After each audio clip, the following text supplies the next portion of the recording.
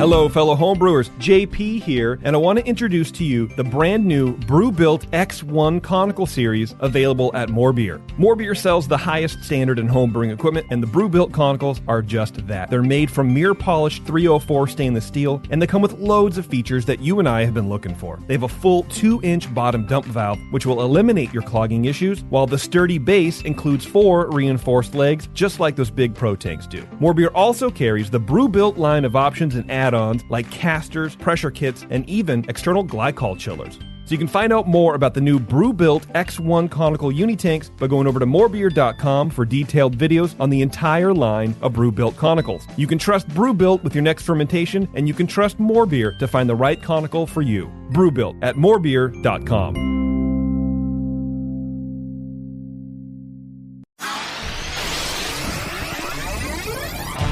Great beer is about drinkability. Doesn't matter the style. You guys are like walking beer Wikipedia. That's the first time that you've ever accepted me as a person. Or you have a fermentation in your gut. I'm jet propelled at all times. How many guys do you think that you have the privilege to slap? Somebody who's never tasted a commercial example, and this is how you know everything about this beer? Please, you don't.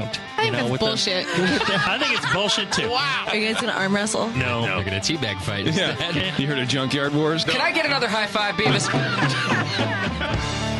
Now, live from the Brewing Network studios in Northern California, this is the radio program for home brewers, craft brewers, beer lovers, and beer geeks. It's your only source for live beer radio that brings expert brewers together with, well, expert drinkers. This is the radio program with a head on it. This is The Session.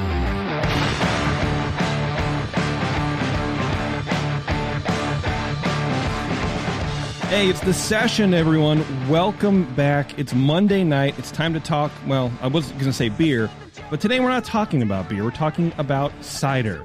We're here with Dave Takish from Towns Cider up in beautiful, sunny, sometimes on fire, Oregon.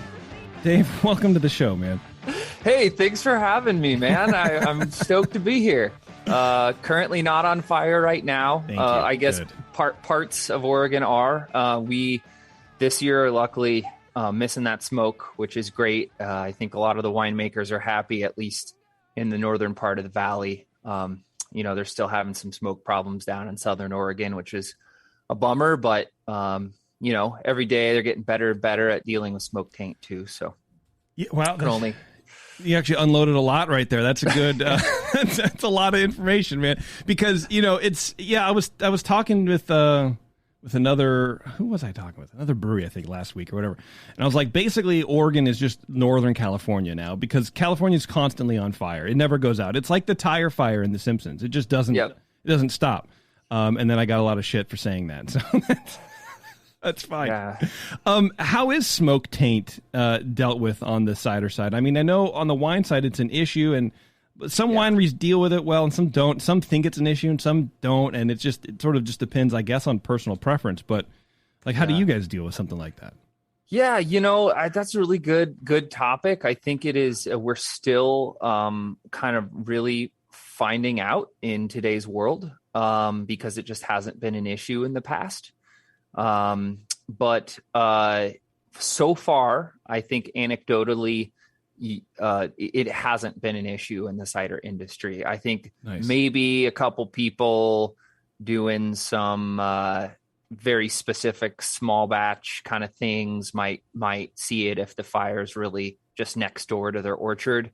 In the past couple years, I've heard a few anecdotes too of when we had so much smoke blocking out the sun for so long, a lot of trees started shutting down and losing their leaves and dropping fruit.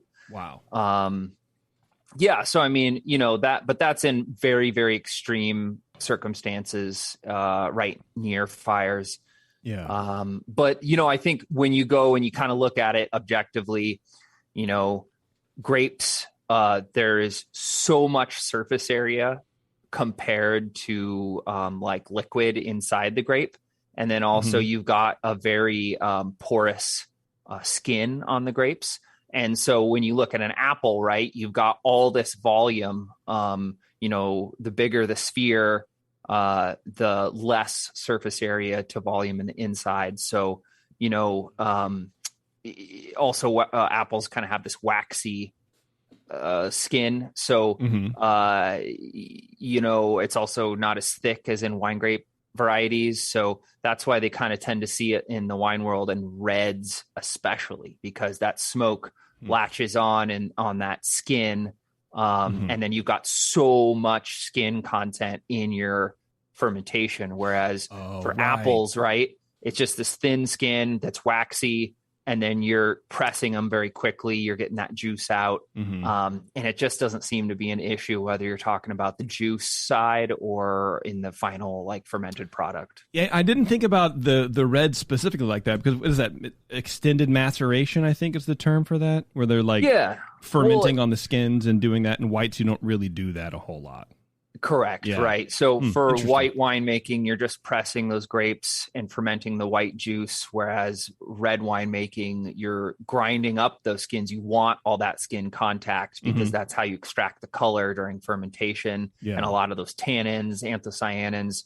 So you're also extracting potentially a lot of smoke taint too when you do that. Okay. All right. Yeah. But apples, different animal. You don't have to worry about it. Hasn't been an issue, luckily. Yeah. We're very thankful for that. Yeah, absolutely. Where exactly in Oregon are you guys?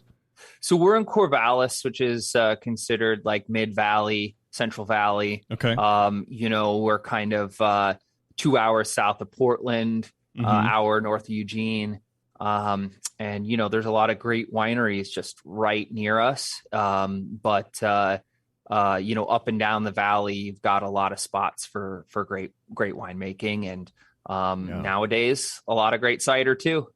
Yeah, absolutely. Which I'm a big cider guy, and maybe not as big as I should be, or I don't know if that conjures up a different image where it's like I love cider, but I don't really drink it a whole lot, because down here at least there's not a ton, and if there is, it's sort of like this is sugar water, because this is what whoever makes it thinks that cider should be.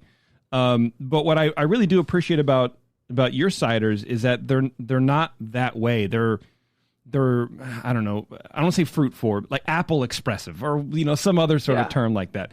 You do get a lot of quality coming through from the apple juice, from how you guys are handling it, and you are putting sort of like a modern spin on it, I think, with additions of other juices, and kind of trying to be fun with cider, instead of like, because I love like a English cider. I love a Strongbow. After saying all of that about sweet ass ciders, give me a Strongbow and I will just I'll die happy.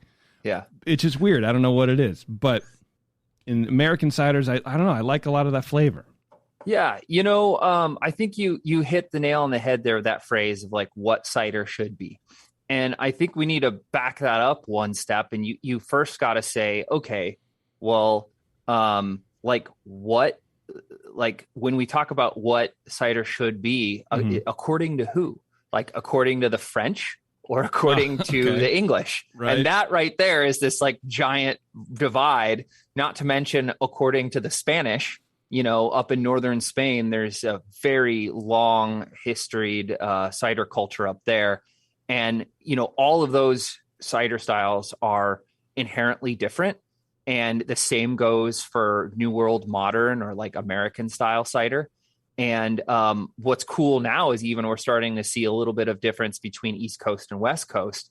And, so like when you say how cider should be, again, it's like according to who. And I think that is the one thing that most people, especially beer consumers, don't know about cider, is that there is this wide breadth of what cider can be. So if we just go through them real quick, right? Yeah. I kind of see, in the most broadest sense, there's kind of these four main categories of cider, where you've got Spanish style sidra from northern Spain. You've got traditional English cider, primarily in like West Country, England. And then you've got French cider. That's kind of two main areas, Normandy and Brittany, both on the west coast of France. And then you've got kind of this catch-all New World Modern cider. And that's what I think most people think of when they think of cider. So when we talk about New World Modern, we're talking about something that's usually fruit forward. It's usually made with dessert apples or like more modern eating apples that you'd find in the store. Okay. And it tends to be, medium acid, a little bit delicate, crisp and bubbly and yellow, right? Like that's kind of the stereotype of New World Modern. Yeah. And within that, you already started getting in on like, okay, well, what if it's kind of watery or too sugary or too sweet? And those are some of the downfalls in the New World Modern category. I mean, when you start with a Fuji apple, there's just not the same tannin content and acid content of like a Rhode Island greening apple or like a Porter's Perfection. And that doesn't mean that it's a inferior cider when you make it out of Fuji. It just means that it's going to have intrinsically different properties, and you have to be aware of that and treat it correctly. And so that's kind of like what we do when we are talking about our New World Modern ciders, right? We want them to be balanced. We want them to be approachable. We don't want them to be too sweet, right? Like that's the big thing. If you're on one end, some of the downfalls with New World Modern cider, too watery, but on the other end, also too sweet. And I think that kind of comes from the fact that here in America, we lost our cider tradition along the way. If we get back a history a little here, cider was the most popular drink in America for a very long time. Wow. The colonists brought over that cider tradition from England.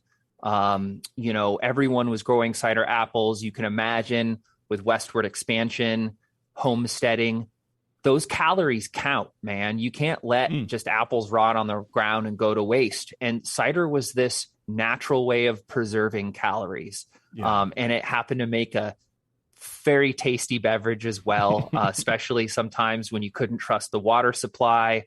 You've got this wholesome, safe thing to drink that has calories in it and is making use of something on your farm. And that was like the deal in America, just like all these other places where they grew apples, they were making cider. Right. And then Prohibition came around, a lot of cider apple orchards were cut down. We kind of lost our connection with that. And when Prohibition was repealed, there's a lot of factors. Like think about the fact that apple orchards take like at least 5 to 10 years to establish, right? You can get grain back in the ground in one season. We had molasses, rum, sugarcane coming up from the Caribbean. Additionally, a lot of Eastern European immigrants around that time brought with them their beer culture and their beer traditions.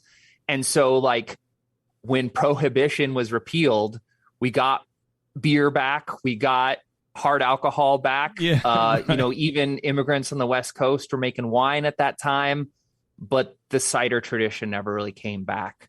And so what was left kind of decades later, you go to the like early 90s, what do you got? Hornsby's. And I think at one point they were even fined because they weren't even technically cider. They were a malt-based product with apple flavoring in it. Wow. And, so that's where we were. That was America's opinion of what cider should be, was basically Jolly Rancher juice. Sure. Come Lee Larson, Aaron Sarnoff-Wood, Dave Takish, three guys in Corvallis, Oregon in 2010 that decided, look at all this great cider culture around the world. Mm-hmm. Here we are in the Pacific Northwest, where there's an endless supply of craft beer, artisan wine, all these people who care about quality. We have all of these orchards in the Pacific Northwest. Why was nobody making good quality craft cider and making it like available ubiquitously? I mean, we're not talking, we didn't set out to make $30 bottles that only a few people could afford. We believed that cider deserved a seat at the table.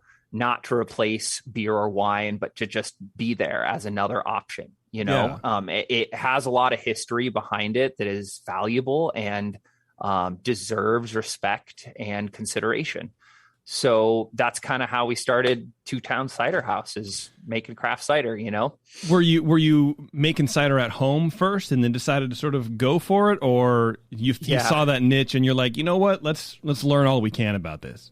Well, Aaron, Lee, and I both were super obsessed with home brewing. All right. And, so we definitely, our spirit, our background is in brewing. And we, along the way, I'm sure too, like how you get when you're a home brewer, you're just like, what else can I ferment? What else can I do? Yeah, you get insanely obsessive. Yeah. Yeah, it's so fun. And that's like why we got into this, is we were doing it 24/7 on our off time, is brewing. And that included making cider as well, actually. Oh, nice. Some home winemaking too. And and it all kind of took off from there. And, we started in a 2-car garage. Lee and Aaron, had the foresight to, establish the business. I came in after working in the wine industry. I was getting off crush, and they were like, hey, we're starting this cidery. You want to come help out, be a part? And I was like, man, what an opportunity. So started making the three of us cider in a 2-car garage, 300-gallon tanks, and bottling one at a time by hand. Oh, sure. With like a home rig setup. This was after Two Towns has been established. You joined as the cider maker. Yeah. They were just doing their first couple batches, and I said, well, I think I've got a lot to contribute. I think you guys have got a great idea. I wasn't a big fan of the name at the beginning. Little secret there. What is behind the name? It's because at the time, Aaron and Lee were living in Corvallis in Eugene. So Aaron was actually in Eugene living there, and those were the two towns that came together to make this cider. Fuck, man. company. I mean, it makes sense. I guess, somehow. But, and it's funny now looking back, because of course I would have been like, we've got to be like Willamette Valley cider, or like Mary's Peak cider, or Willamette River cider. I don't know. I'm sure I would have pitched for some like farmhousey name like that more, was hyper local. Yeah. Like more traditional kind of a thing. Right. Okay. Yeah. But, now as we've grown, I'm glad that we didn't go down that path, because sometimes that can, as a brand, pigeonhole you to a region, and then you try to go sell your cider, up in Seattle, and I don't know if anyone in Seattle is, as keen on specifically Mary's Peak cider or something, which is I'm looking at the mountain right over there. And, so I kind of look back after all these years and think man, it was really important to be part of a team where you've got multiple different viewpoints, and people bring different things to the table. And Aaron, one of my partners, Aaron Sarnoff-Wood, he got his degree in graphic design. He made all our labels, our logos, marketing, all that stuff. Lee, he went to school for, business finance. And turns out when you are running a company, you definitely need somebody to manage the money. For sure. And it's not going to be the scientist, that was my role. And so, you guys are stacked. Yeah. It was good. It was good to have all those different viewpoints. And that's really what's carried us through all these years. That, and of course, our dedication to making craft cider. It's funny because, your brand sort of exudes this fun, carefree attitude, which I think has helped you, like you said, but it's sort of funny hearing the backstory where it's you have some serious business finance, you know what I mean? Graphic design, kind of starting the thing. And it's I think that's very funny because, everybody needs to cut loose a little bit. Yeah. You know what I mean? One thing I'll tell you is I'm so happy that you picked up on that kind of fun vibe, because that was part of that, when we were talking about how do we bring craft cider back to the people, make it a thing again. We definitely didn't want to go down the path of being too serious. We didn't want to follow that wine model. Yeah, and you easily can, especially with cider, because if you want to elevate it and you want to bring it to the table and you want to bring it back to the forefront, you can get caught up in that sort of like hyper historical viewpoint of, well, this is, the filigree around the label, and you could really go nuts, and then I think people would overlook. And one thing, too, is like, for example, we always say, we're brewers at heart, and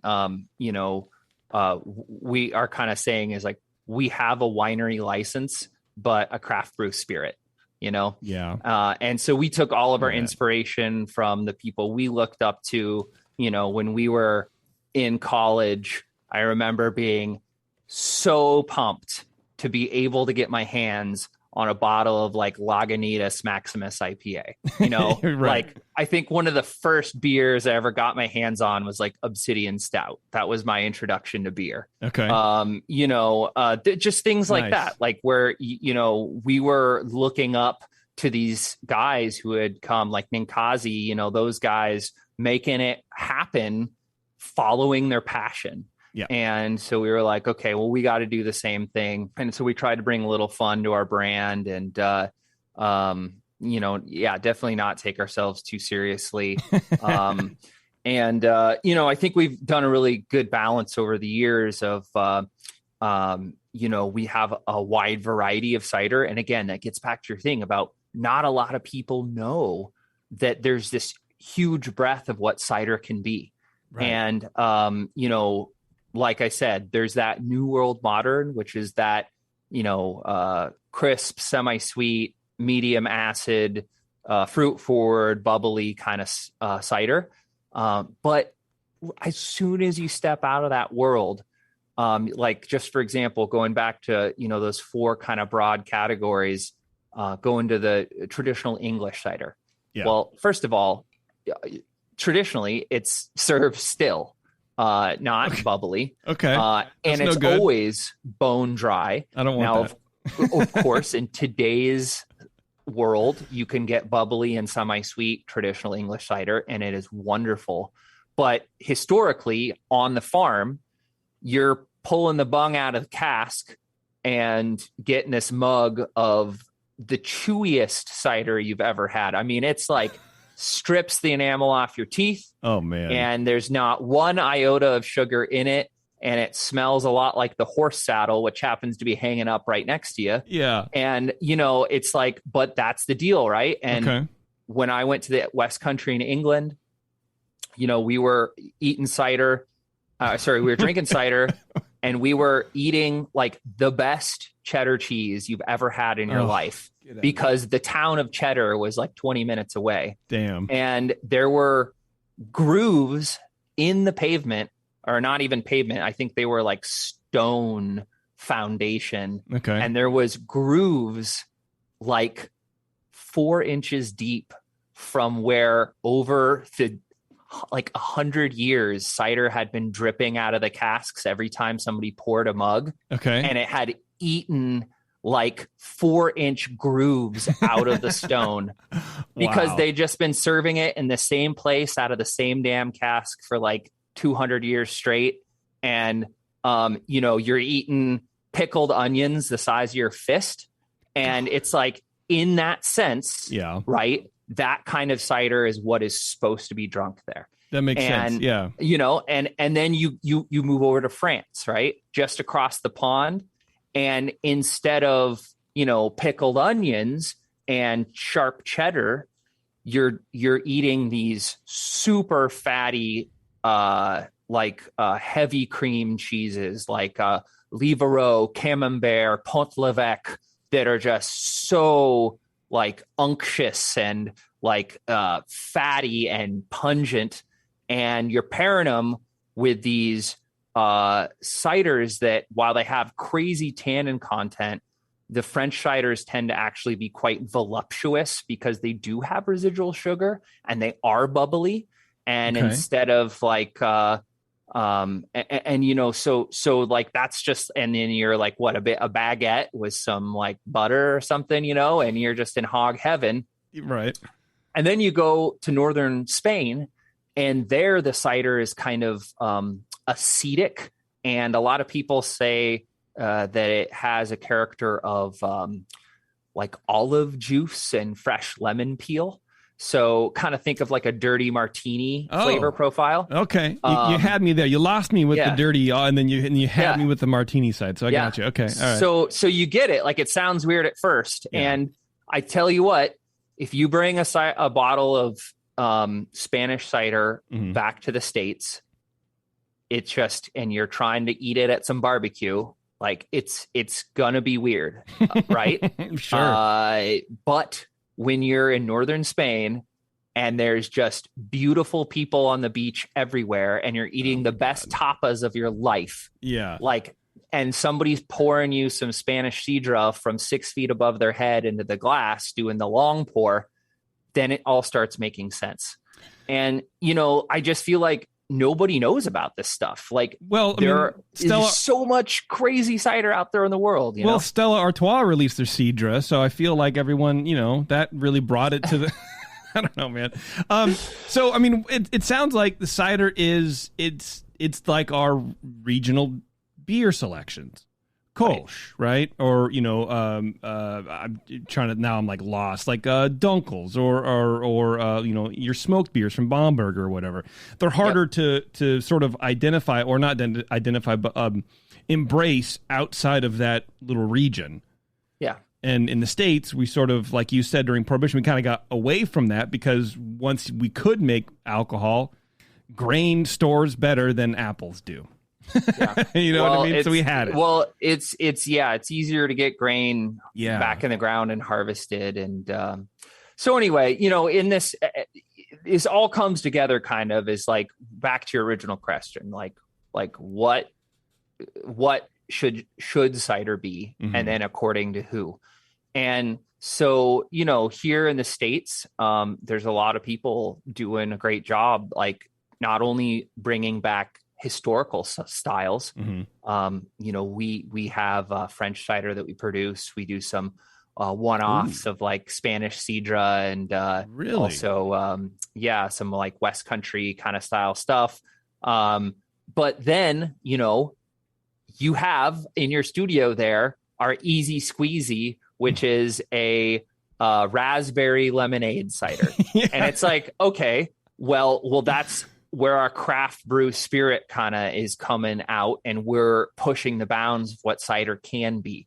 And if you look at the acid content on that, it is like freaking through the roof. And it's almost like if you pour it next to a raspberry sour beer, you won't be too far off, like in terms of the specs. And you may not even know that the raspberry sour beer is actually a beer. And you might not even know that the raspberry lemonade cider is a cider. They're falling into a new category of something else that's just fun and exciting to explore. That's insane. That's wild, man. Yeah. I mean, you know, I can't wait to try it. Should we crack one open? Well, let's do this. Let's take a break first. We'll come back. We'll crack open 2 beers, talk a little bit more. I'm looking through your website. There's a whole bunch of stuff to cover. What I do love about websites like yours and companies like yours is you do seem very proud of all of your releases, and you have them all archived.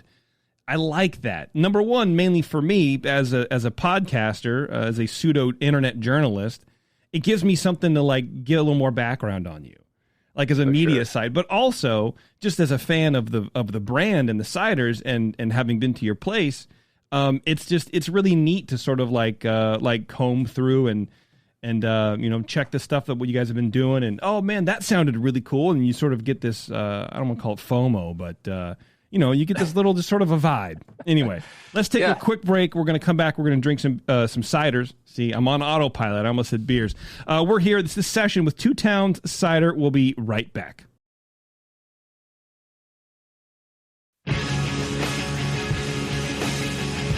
It's time to talk beer and chew bubblegum. And we're all out of gum. The Session. All right, everyone. Thanks for sticking around. We are here with Dave from Towns Cider, and we're going to bust open a cider. Dave, what should I open first, man? Well, we were just talking about the easy squeezy, so let's try that raspberry lemonade cider. Let's start with something like kind of out there. All right, let's check this label out. I like that label. Yeah, again, and bright and summer vibes, that kind of stuff. All good stuff. Yeah.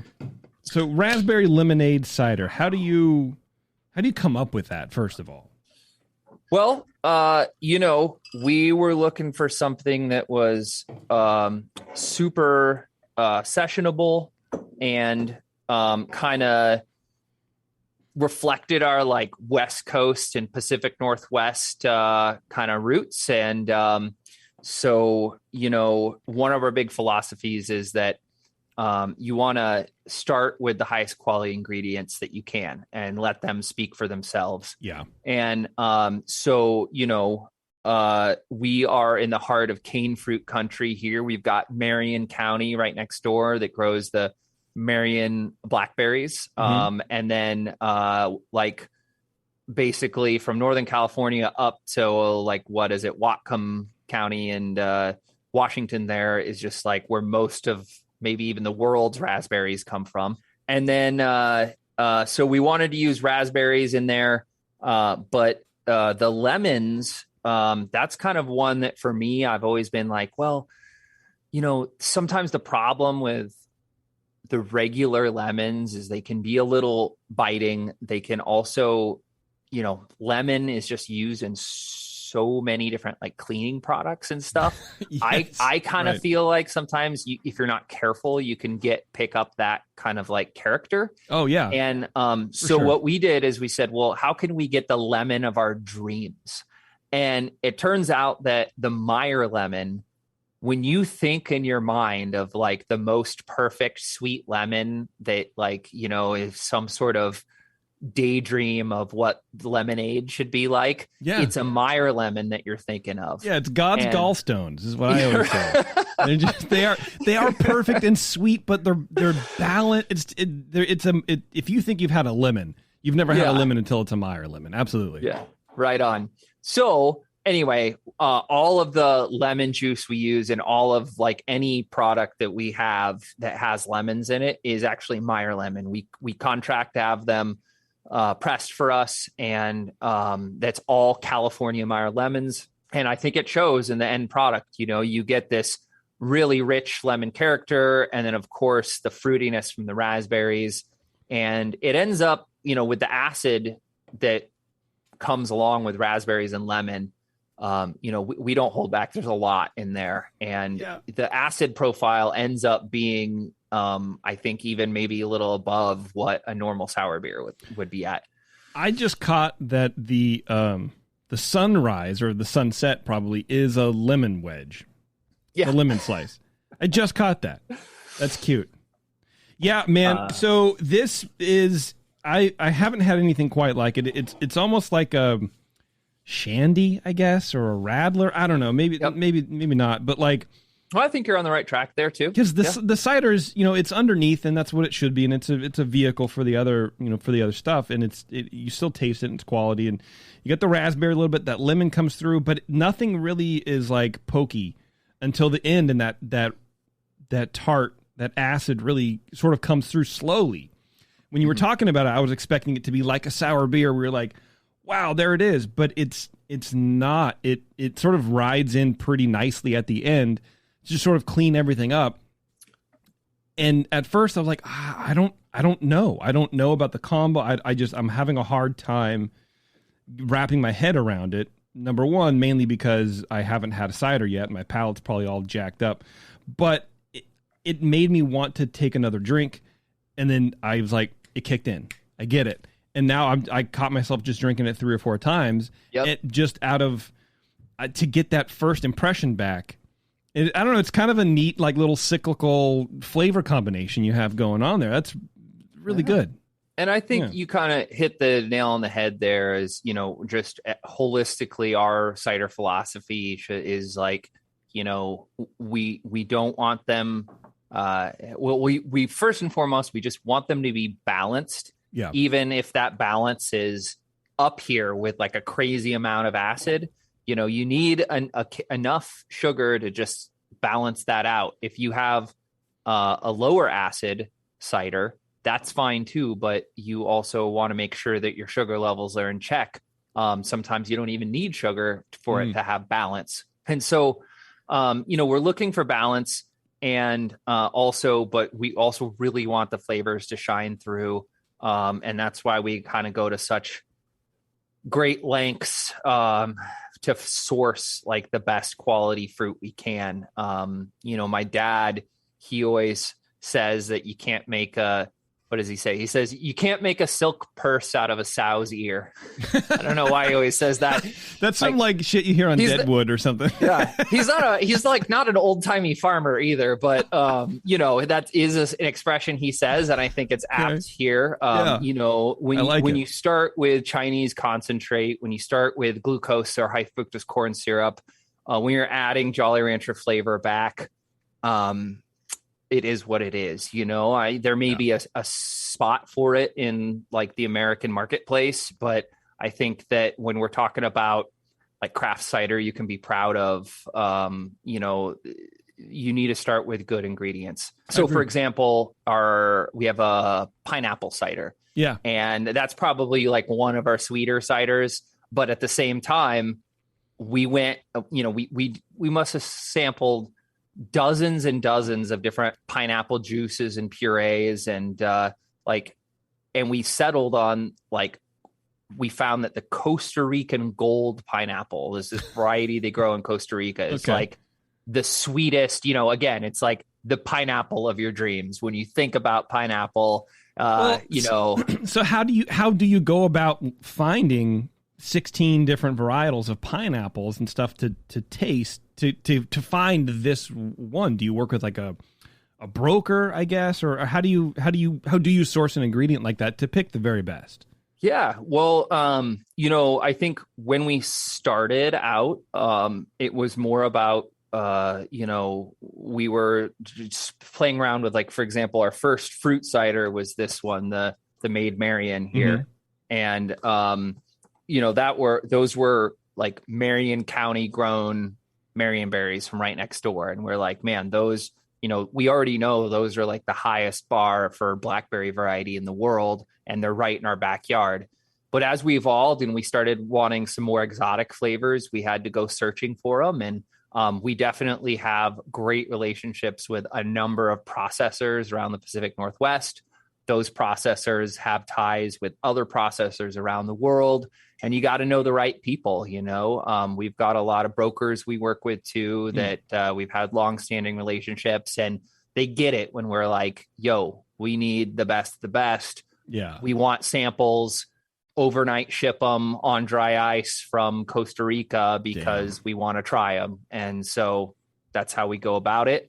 We've got an R&D team now that, we've got hundreds of purees and juices cataloged in the freezer, and we just pull them out, and it's kind of a dream come true to be able to play with all this stuff. That sounds like a lot of fun, man. Just to be like, well, we walk into the toy store and you figure it out. Yeah, I like exactly. That's tight, man. That's cool. This is a very refreshing, very acidic, but not overly so. I think it's it tastes like a lemon peel, lemon zesty, and there's some like lemon juice to it. The raspberry cleans it up, and the cider just kind of comes through and is hanging out, man. It's a good time in a can for sure. Yeah. And it's 5%. I appreciate that. Yeah. Well, I think that's probably a good segue then. We've talked a lot about fruit and philosophy, and I think one thing we need to talk about a little bit is apples. Okay. Yeah, let's do that. That's the root core, pun intended, of our business. There you go. It's so cool that we're here in the Pacific Northwest, where, just a couple hours north of us in the Yakima Valley, they're in Wenatchee, they're growing 2/3 of the nation's apples. Wow. In like right there. In Oregon, there's a lot of smaller farms with more heirloom style fruit that we can source from as well. And, it's important to get the right blend of apples for the specific purpose you want to do. Because remember, we talked about how different like French cider is from English cider, from Spanish cider and New World Modern. It's because of the inherent differences in the apple varieties that they have in those regions. And I think that's like important. Remember, like cider, it's an agricultural product. Right. We're making stuff out of things that grow, once a season. Mm-hmm.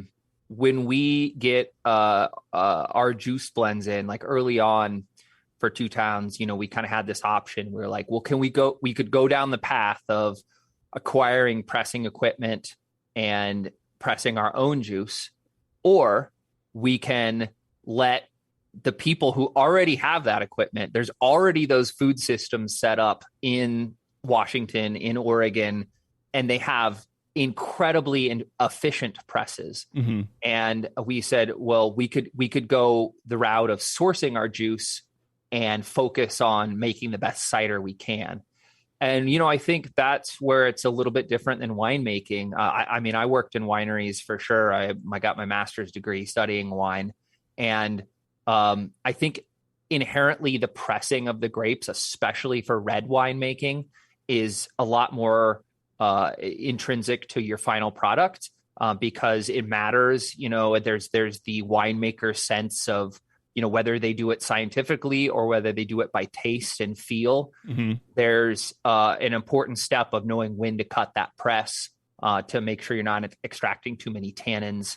And it matters. Whereas in the cider world, the number one thing you're just trying to do is get the most bang for your buck. You want the most efficient press. Right. And, to do that, you need the really high tech, big presses.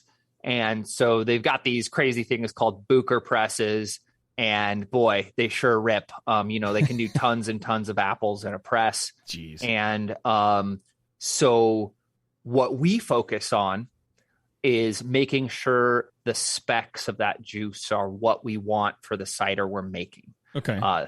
So we look at things like pH, titratable acidity, sugar content, and then we look at things like the blends that are in them. And, like, for example, for the easy squeezy, right? Mm-hmm.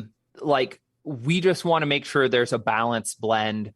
If it's 10% more this or 20% less that variety, it matters less to the overall character of the cider because it's so heavily influenced by things like Meyer lemon and raspberry. Okay, just the base cider. Right. Okay. But you still need to pay attention and make sure that the quality of the apples are good, that the sugar content is there, that the flavor is there, and that you take care with your fermentations. I mean, that just goes without saying. You've got to have healthy fermentations so you don't get off flavors. And so anyway, in that sense, we use a blend and we make sure we're at the specs we want. Now, if we go to something else, like, for example, here's this, I got this Cosmic Crisp cider here. Okay. That one, is made from Cosmic Crisp apples. And we need to make sure that there's, the appropriate amount of whatever, or if maybe it's not Cosmic Crisp, but some other variety or varietal cider, like we want to make sure that there's the right variety and or varieties to back that up. So one thing like we used to do, for example, we had this great combination. We haven't done it in a while, but was Jonagold apples, which are like a New World Modern, big, juicy, sweet apple. Jonagold. Okay. All right. Jonagold. Yeah. Right. Yeah. It's a cross between Jonathan and Golden Delicious. Okay. Who would have thought? Yeah. Okay. Yeah. And so, it had this wonderful sweet character, but was maybe like a little flabby on the acid. And so we blended in what's called Porter's Perfection, which is an old world cider apple from England. Mm-hmm. It's a bitter sharp. So there's got tannins, and it's got a ton of acidity. And the combo of those, like all of a sudden, you've got this big, juicy flavor profile with this backbone. It's got backbone, and we could make like a dry brute cider that was expressive, but had structure and was dry, and so for other varieties, we're going, okay, well, like this one's going to maybe have a little bit less tannin in it. So let's make sure there's a small degree of residual sugar to make sure that it has enough mouthfeel, doesn't taste watery or boring. And that's what we're looking for in all of these different combinations. And the cool thing is, when it comes to apple varieties, there are thousands to play with. Most people think that maybe there's only about a dozen that you see in the stores. Yeah, right. And, at the Germplasm Repository in Ithaca, New York, I think they've got over 7,000 different apple varieties cataloged there. Oh, sure. The Germplasm Museum or whatever. Yeah, sure. Everyone knows that, man. Well, it's so they in Ithaca, New York, they have basically it's like a repository, like a library of they just got a couple trees or maybe just one tree of thousands of different varieties.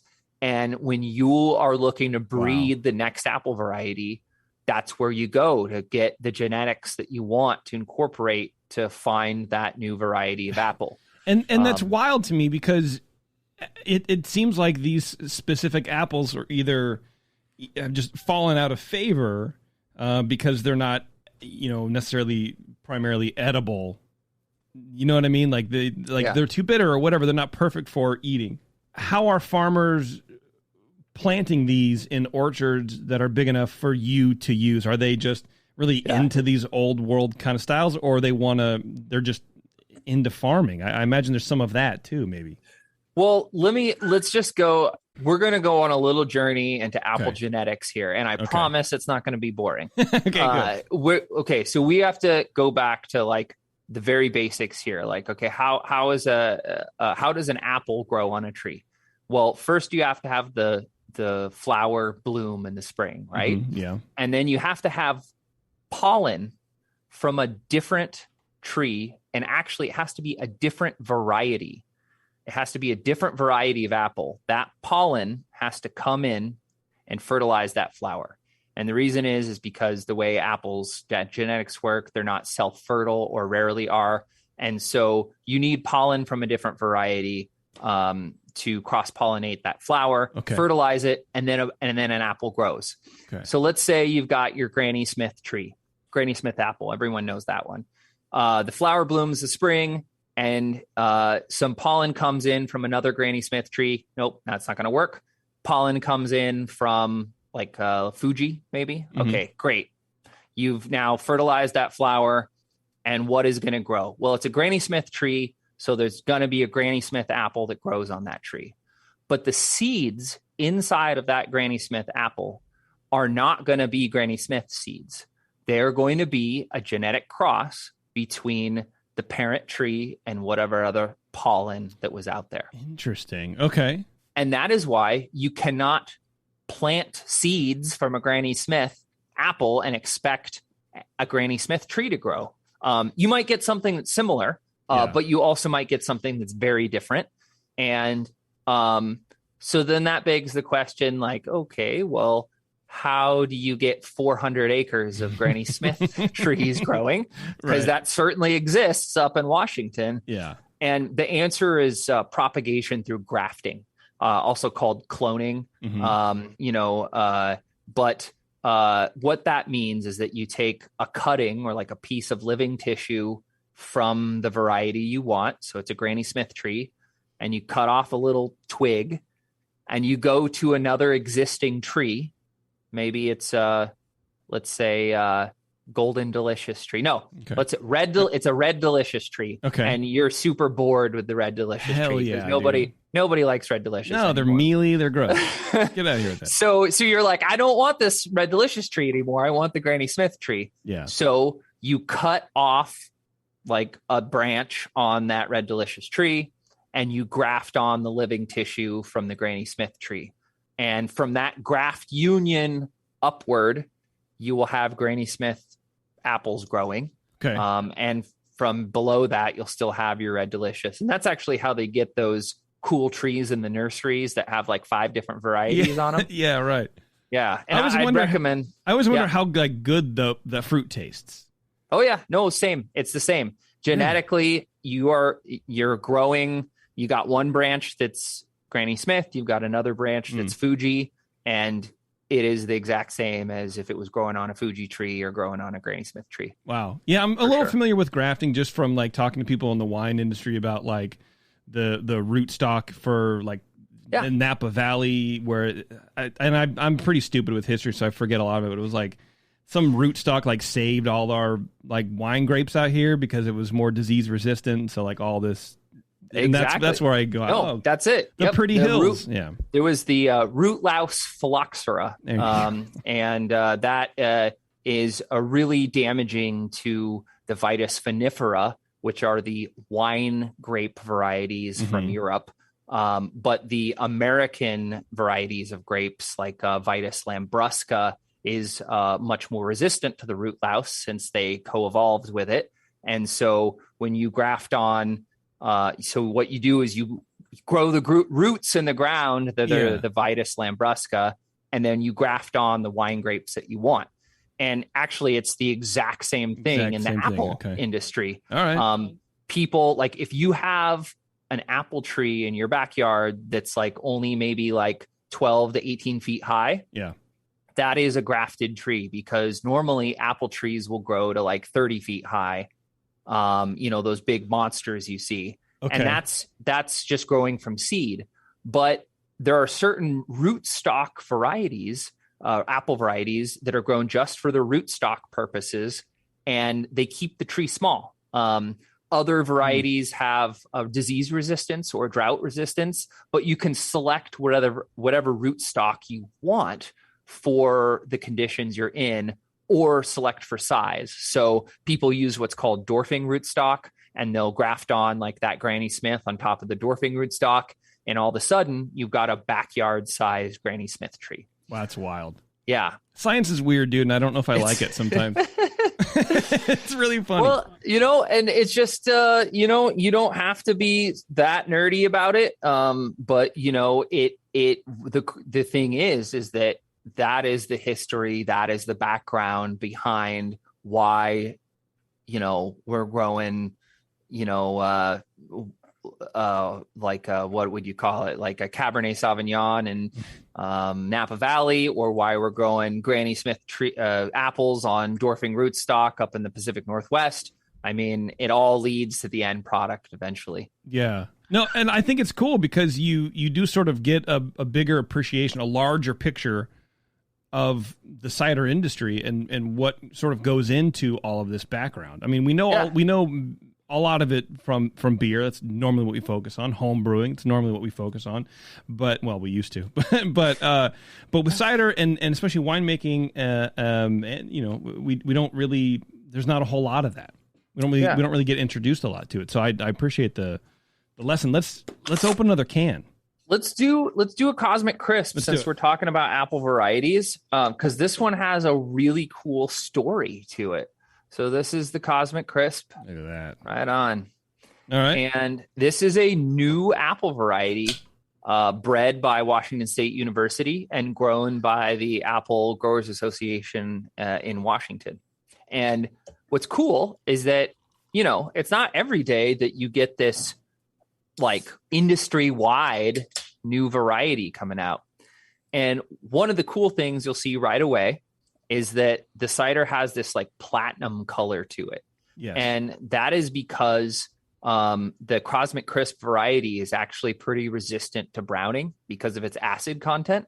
Okay. And so there's these things called polyphenols. Polyphenols are also the like what people call tannins in red wine. They're antioxidants. And different kinds of fruit have them to different degrees. It's very high content in wine. Some apple varieties have a lot and some have only a small amount. But there's this thing, an enzyme called polyphenol oxidase. And this enzyme, it combines oxygen and the polyphenol to create a pigment that starts turning brown, right, in the presence of oxygen. So you've got your polyphenol, the enzyme polyphenol oxidase exposed to oxygen, boom, you get browning. Okay. And certain acids will inhibit that reaction from happening. So this Cosmic Crisp apple has a ton of acid in it, and it keeps the apple from turning brown. You can slice it, put it on a salad, right, wait like 7 hours, and it still hasn't turned brown. Wow. If you look at some of those old world, like English varieties, yeah. you cut it and like 3 minutes later, they're just brown, super brown. Great. And that's because they, A, have a ton of polyphenol tannin content, and then B, they also have not very much acid. Okay. And that's just inherent to those old varieties. But this new variety, Cosmic Crisp, WSU went about like, okay, they were like, the Apple Growers Association talking to WSU, they said, what do you want? Well, like, what do we want to see in our perfect apple? Well, A, they wanted an apple to replace Red Delicious because nobody likes it anymore. Okay. So it had to be red. And then they wanted something that was easier to grow than Honeycrisp because Honeycrisp can be a little bit difficult to grow. But they wanted it to be very, very crunchy, like Honeycrisp. They wanted that crunch. Right. And these are all like traits you can breed for. And so they started making all these crosses with Honeycrisp. And they ended up with a cross between Honeycrisp and apple called Enterprise, which has a dark red, almost purple skin, and has a really, really like white flesh. And they made this apple that is so damn crunchy that it's like deafening. When you try to eat it, you can't hear anybody talking to you because it's Perfect. like so crunchy. But that's what they wanted, and I think they hit the nail on the head. And in the end, like, the other cool thing is that because of the high acid content, because of the high sugar content, man, this thing makes a wonderful cider. How long does it take to do that? Because you said like an apple orchard takes 5 years to grow, to bear fruit. So how many years did this project take them? I think this project, I've heard a number of things. The longest I've heard was that it was like a result of basically 20 years of breeding research. Wow. But I think, that probably includes a lot of the background stuff, as well. I don't know exactly. Okay. Maybe I should ask that next time I go up to WSU. But, I think the cool thing, right, is when we talk about, well, like, how do we get new varieties of apples? Yeah. Well, remember, we talked about how you have to have cross-pollination to occur every time you want an apple to grow. So we talked about like the example where you have a Granny Smith tree with flowers on it blooming, and then you need that pollen from another variety to fertilize the flower. The apple grows. Those seeds inside are the cross. Right. And so historically, that has just happened throughout human history. And wherever humans went and started intermingling these different apples, we got these new varieties. And you can imagine, let's say it's the 1700s and we're in England and you're growing one variety of apple, and your neighbor, Farmer Brown, he's growing an apple variety. And one day you see, oh, look, in between our two fences right here in this fence row where the sheep can't get to it, there's this seedling volunteer apple tree. It's growing because an apple rolled off the tree and is just sitting there. It germinated, and 5 years later, there's a baby tree, and we're like, wow, well, that apple variety, it looks like my variety, but it blooms earlier, and it seems to crop harder, and it seems to be like a more disease-resistant tree, or dang, the apples are way tastier than my apples. I want that apple in my orchard. So what do? You take a cutting, you graft it propagate it through your orchard. Your neighbor sees it. Oh, he's like, wow, that guy's got those really high yielding sweet apples. I want one of those. and pretty soon all the farmers in one region are growing a variety, and that variety is endemic and ubiquitous to that region. And you've got, you will call it Farmer Brown's apple variety, and that's like an English variety, quote unquote, right? So there you go. And that has just happened, and people have selected these varieties for different purposes, specifically for like making cider, or for eating fresh, or for storing a long time, or for making juice, or for making pie. And so that's how we get like all these different varieties historically. But nowadays, universities do that, and they do it on purpose with intent, and also probably a lot of DNA sequencing. Yes, and, right. So you don't have to wait 10 years for your orchard to establish. You can grow a seedling in a greenhouse, take a piece of that leaf, run DNA analysis, look for genetic markers. Is the skin going to be red? X, Y, and Z. Okay. Yeah. All and so the first example of that was like basically the Honeycrisp variety out of University of Minnesota or something. And they were like, we want an apple that looks like this and is crunchy. They did that. Yeah. My dumbass is like, well, there must be an orchard where they just test all this shit and they plant a tree, and then you got 20 students just with a clipboard and taking notes every day going, well, it grew another inch and then whatever. And then like 4 years later, they're graduating and they go, well, let's try this apple. Oh wow, that was 4 years of my life that sucked, didn't work. That is how it used to go. And I think right. technology has given us a lot of better insight these days. Yeah. But you see people with those paintbrushes and the pollen, like pollinating a apple, so having sex with apple blossoms. Yeah, exactly. So I'm drinking this cider. It is wild, man. First of all, it's an imperial cider. I noticed that. It's 8%. What made you go imperial on this? Is it to sort of more fully express the apple? Like that? Yeah. Okay. Give it a little lift. And this apple is a lot sweeter than most other apples. And it's got a really high acid content. So we wanted this to just express all that Cosmic Crisp was. And one thing for me that I was just so thrilled about was that the Cosmic Crisp apple, it does have a unique character, a specific character. When you try it against other apples or you ferment it, it even expresses more. There's a lot of action that yeast have on sugar-bound flavor compounds, and sometimes you can get more expression post-fermentation than you do pre-fermentation. That's crazy. And so what I get from this is like a lot of like pineapple character almost. That's kind of where my mind goes. Especially the acidity. Well, let's start with the aroma. For me, this doesn't smell the way it tastes, if that makes sense. It smells like a different drink entirely. It's very aromatic, like potpourri-y. It's it's got a little perfumey kind of thing. Yes, yeah, a lot.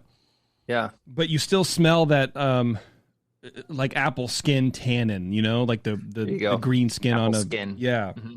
Yeah. And so you get a lot of that coming through, but it's almost like underripe pear. There's like some pear notes to it also. That actually, I always love hearing how other people describe things, because sometimes you pick up stuff that you're going to use later. And that like underripe pear is a great aroma descriptor. I'm a super taster. I tell everybody that. It's fine. You can use it. Yeah, and then you taste it, and it's darker apple flavors, probably because it's imperial. So it's and darker. I mean, like concentrated, I guess. I need a better descriptor for that, because I use it sort of a lot. That's just what I conjure in my mind. Yeah. But and then there is some pear. At the end there is that pineapple, but it's like underripe pineapple also, where it's more acidic than sweet. Yeah. Yeah, but it's there. It's that tropical pineapple-y thing. I think you're hitting it on the head, where there's some like at first a little perfumey character, then there's like an underripe pear character, and then there's some like a little tropical like character. green apple, red apple, like you and maybe because I know it's a cider and maybe I'm pulling that out in my mind, but it is like a green red apple mix kind of a thing with some of this tropical fruity thing. That's a lovely mess of an apple flavor. It's just it's a lot. So that's what I mean. It doesn't smell the way it tastes. You're getting it's a 2-for-1. You're getting two sensory like overloads. That's a very powerful combination that you have there. That's very good.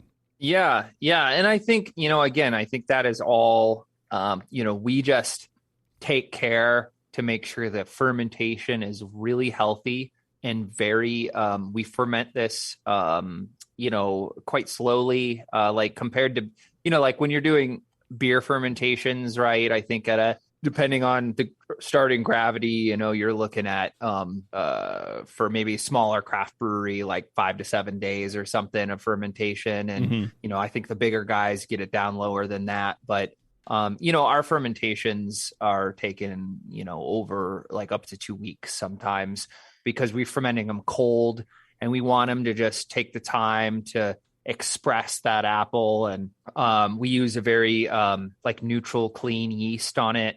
And so what you're getting out of that is like the Cosmic Crisp apple expressed. And the cool thing is if you get a Cosmic Crisp apple, you'll pick up on some of those exact same underripe pear notes and those pineapple notes like in the apple.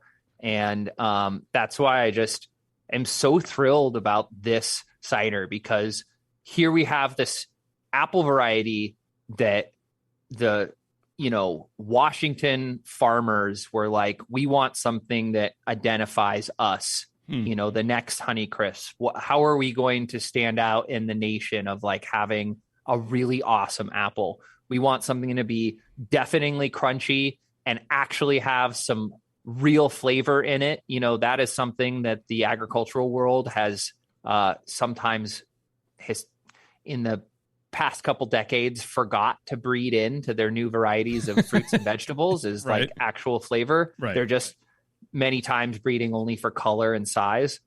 But, they wanted something that truly has flavor. And also besides that sweetness has some acidity to back it up. So the stats on this apple are wonderful. And then you got Washington State University partnering, like you've got the agricultural side and then you've got the science side. And they breed this gorgeous apple that checks all the marks.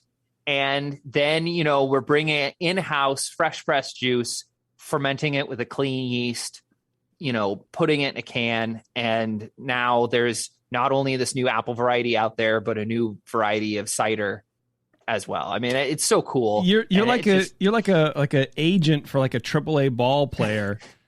You're like, this kid, I'm telling you, this kid is perfection identified and everyone's going to love it. I mean, I can definitely see it. Do you mess around with like dry hop ciders? Because I feel like would be a good base for a nice dry hop. This would be a great base for a dry hop cider. And we have a little line called the Cellar Series that's going on right now where we do some fun, like kind of out there, like really, really interesting flavor combos. Damn, I love fun, dude. What are you guys doing? Boy, let's see. We had a Marionberry tequila lime cider. That was pretty crazy. Get the fuck out of here, dude. Really? Yeah. That sounds very good. Yeah. I'm not gonna lie. I mean, it was like a kind of like a blackberry margarita flavor profile almost. Dude, like that sounds awesome.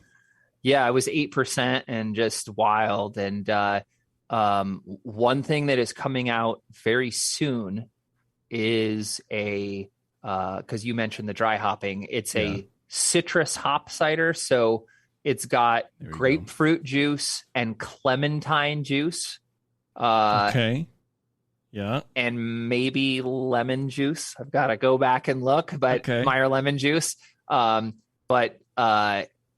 we're getting we're trying to like get all the different citrus we can And then we are dry hopping with Saboro hops. So it's going to be wild. It's like going to be the super high acid dry hop cider.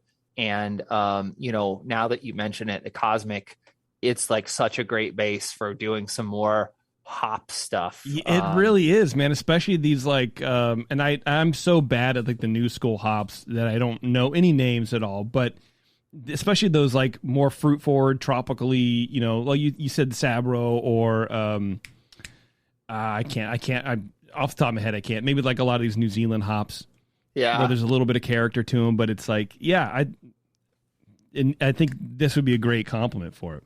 It would be fun. That's wild, man. Well, look, let's take a quick break. We'll come back. We'll drink the other two ciders because I want to talk about some of the other stuff you're doing too, and we'll sort of wrap everything up over a nice cider. Perfect. What do you think? All right. Dave, thanks a lot. Hang on just a second. It's Two Towns Cider. It's the session, and we'll be right back. Hang on. Segmented, demented, fermented. It's the session.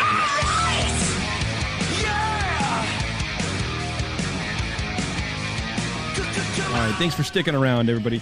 We are back with Two Towns Cider. We got Dave still on the line, still hanging out, which is hard to believe. While I pick another beer, or excuse me, I knew I would do it. While I pick another cider, I was talking to our friend Dave Marliave, or as we call him on the show, Dave Malaliver, because you can't pronounce his name, formerly of Flat Tail, now with New Spring, and doing a couple other projects. And he was telling me a story about a homebrew episode or homebrew error or incident that you had where you spilled your mash on the floor while you were homebrewing and then scooped it up and then you kept just going. Yeah, I thought that was very very homebrew like, and I feel like that would be a good experience for you to just sort of like fuck it. I mean, you're not going to hurt anything. You might as well just do it. What are you going to do? Waste the entire day? For sure. Yeah. Did he say I spilled it or he spilled it? Oh shit! That you did it. That you spilled your mash. I mean, I think that's debatable. Okay, that's debatable. He did it. He sabotaged you. To be honest, we both probably had so many beers that it was hard to remember at that point. No, Dave? Who did what? But it's the homebrew spirit. You've got to keep on trucking. You got to do it, brother. I think the one thing, just recently, actually, I just thought, I haven't homebrewed in forever and I want to do it again. I mean, and so this spring I brewed up 3 different Pilsners. Wow. A 2% Pilsner, a 3% Pilsner, and a 4% Pilsner. Bro. Yes. All of that. I love it. Yes. And I was just like, but here's the deal is that I didn't want it to be like this. I've had plenty of my days, the whole day sucked up with obsessive compulsive, like homebrew detail where you're like, I'm calculating everything out.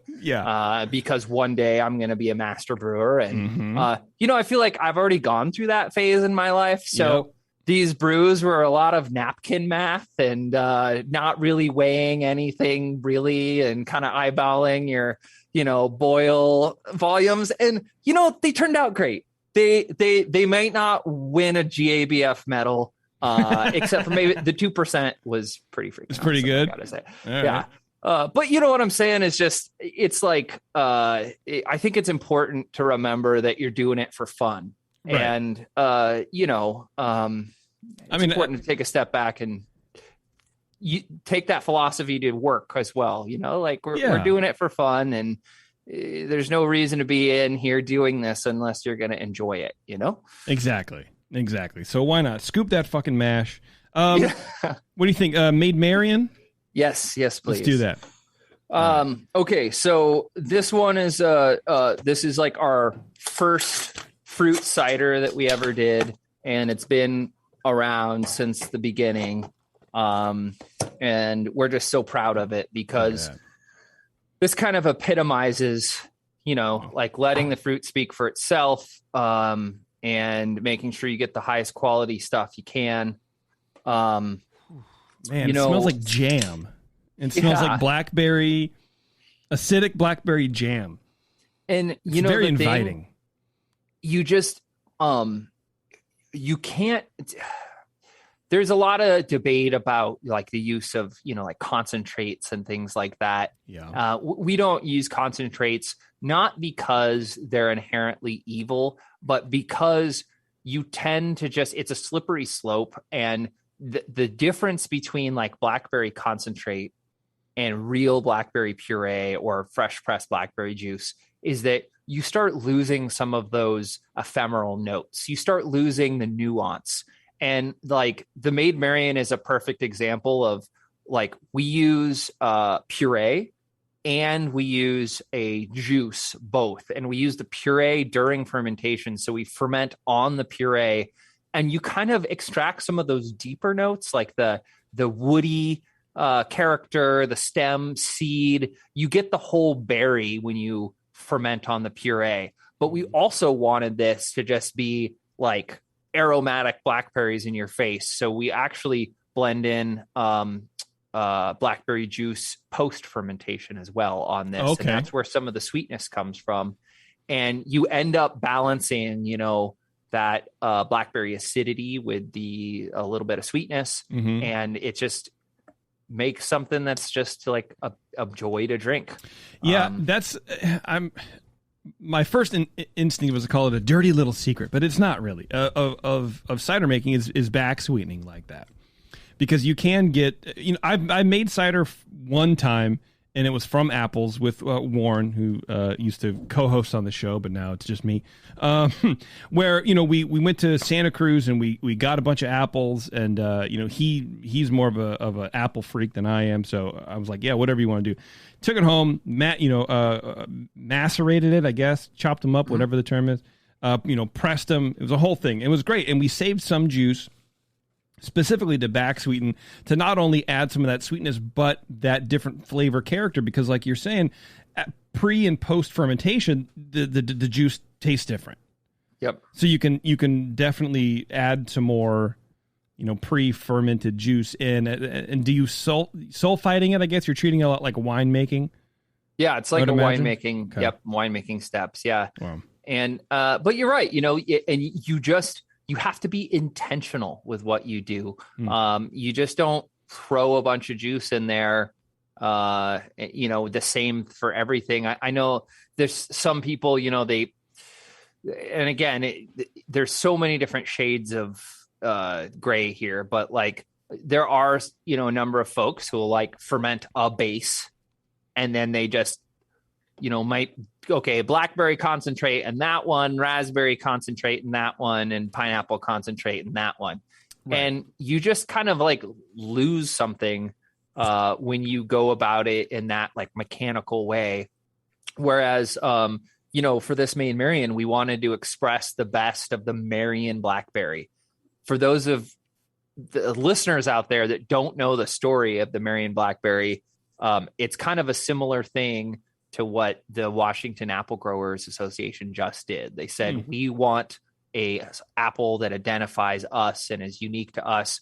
The Marion County Cane Fruit Growers Association, or whatever they were called, the farmers, they were like, well, we want this blackberry that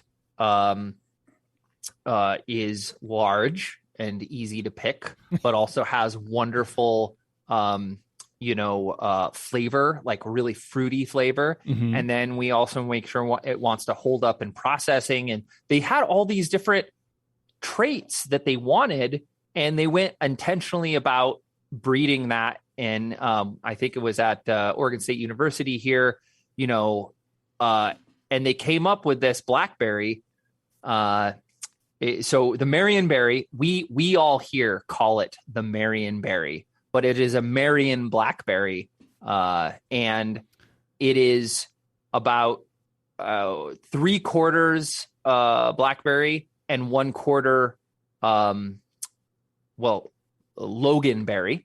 And a Loganberry is a half blackberry, half raspberry. So Jesus the Marion blackberry actually has raspberry genetics in it. Okay. All right. Okay. Yeah, I've only ever heard it called Marionberry. Yeah. Yeah. It is a blackberry, and it just has the cool thing about it compared to like the evergreen blackberries or these other varieties is it's got so much fruitiness to it. And that, like, what you're picking up, like that jammy quality. Yeah. And I always think of it as having a little bit of like Pinot character too. Ooh, yeah. You know, it's got these higher notes to it, and also higher acidity than other blackberry varieties.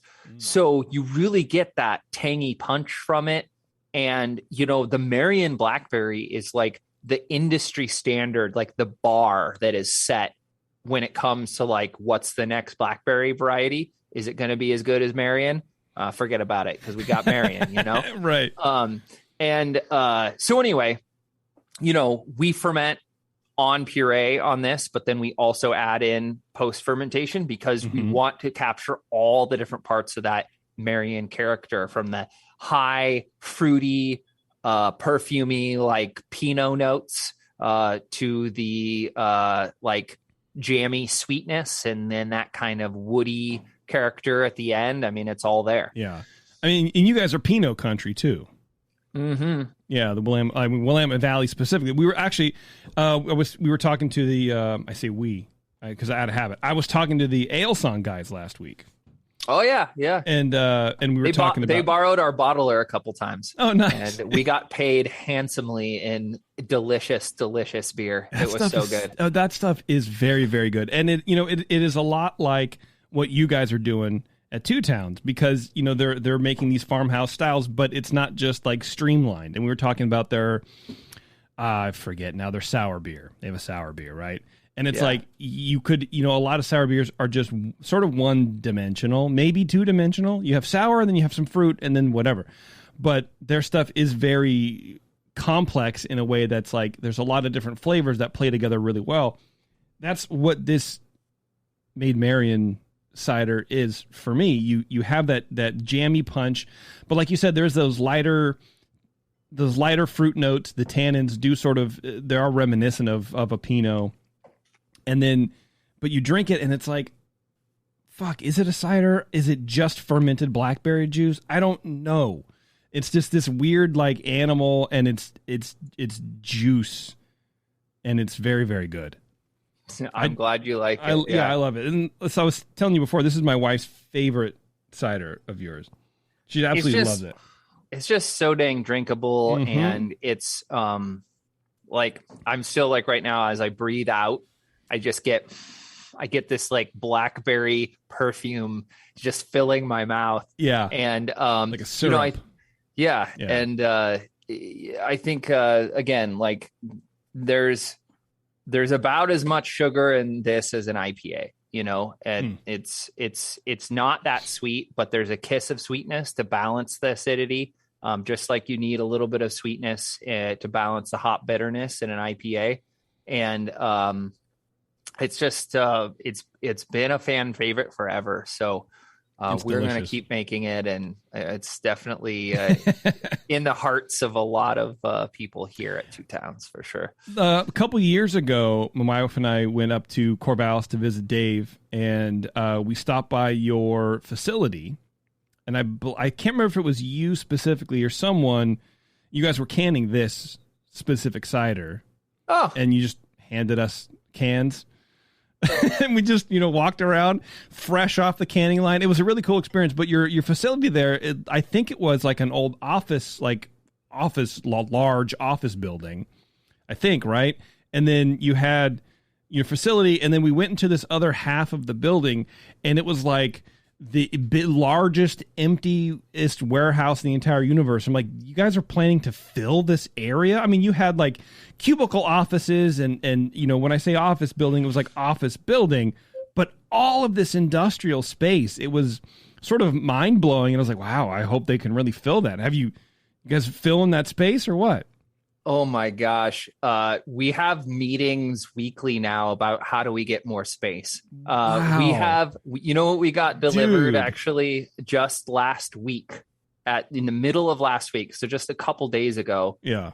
We got something like 20 different shipping containers delivered that are now in the field just so we can have more space for our cardboard, our labels, our blah, blah, blah, because we are filled to the rafters here. And our warehouse manager is pulling his hair out. Like, you try to order something in that's got like, maybe it's like 4 drums on a pallet plus one more pallet that just has 1 drum on it. And they're just like, look at this waste of space. We've got a whole pallet space with only 1 drum on it, because it's just space is precious. We are packed in here tight, just trying to produce as much cider as we can. God, man, and I thought for sure that it would take you 10 years to move that space. Not because of, for any reason, because like it was a ton of space, and it's hard to imagine growth like that. But then you taste the product, and it's like, well, yeah, of course. Yeah, and when you come up next time to visit Dave, you can come back and see all the not space that we have. Oh, I will. But the reason that we've been able to grow like this is, I think, it's kind of twofold. First and foremost, it's our fans, the craft beer drinkers that are out there. Yeah. Like, we wouldn't be here today without craft beer drinkers and their fearless, adventuresome attitude. I mean, like, you can't even believe how many, over 50 wine snobs are just like, nah, I'm not going to try that. And how many, under 30 craft beer people are like, lay it on me, like, they're just, craft beer people aren't afraid of trying new things. Yeah. And like, we wouldn't be here without the craft beer community. And we're very, very thankful for that. To that point, I will say, like, I normally don't drink beers over 6%. 5.8, that's like not my comfort zone at all. I'm like a 5.6 boy and under, which is why you were talking the low alcohol pilsners. I'm like, yes, let's go. Let's just party and drink 2% pilsner until I throw up. But these ciders, I could do that. I would have no problem doing that. And I don't know what that is. I probably have to do like the big difference really, is because, again, beers have so many different sugar contents, surprisingly so. Yeah. And so do ciders. But the one thing I think that most ciders have that beer doesn't is that acidity, which just kind of, it's a different thing, when you've got a lot of malic acid in there. Malic acid is the, Malus domestica is the apple as we know it. So malic acid is named after the acid that's found in apples, primarily malic acid. And I think that's just, it gives it a different profile inherently. And then, it's its own thing, but the great thing about cider is that it is, you can consume it just like beer, with the same things that you pair beer with. It's very versatile and it's easy. And you have to remember, cider always has been this like agricultural drink of the people. It's just was present on all farmhouses. If you had apple trees, you made cider. I mean, even if you really weren't intending to make hard cider, if you press apple juice, you don't drink it all, it's going to turn into hard cider eventually. Yeah. I mean, because that's the story of beer that we know it today. And do you think there was more cider being produced on like American farms than beer at the time? Or, I guess it's hard to say because you can't time travel. Yeah. Well, no, I think there's a lot of it like that. Yeah. I think there's a lot of evidence showing that, like cider was America's favorite drink, was the, drink of the people, just inherently, because back then so much more of the population was part of agriculture. Nowadays, it's just a few farmers here and there, and the rest of everyone else is is, in office buildings, relying on their food to come from the farms.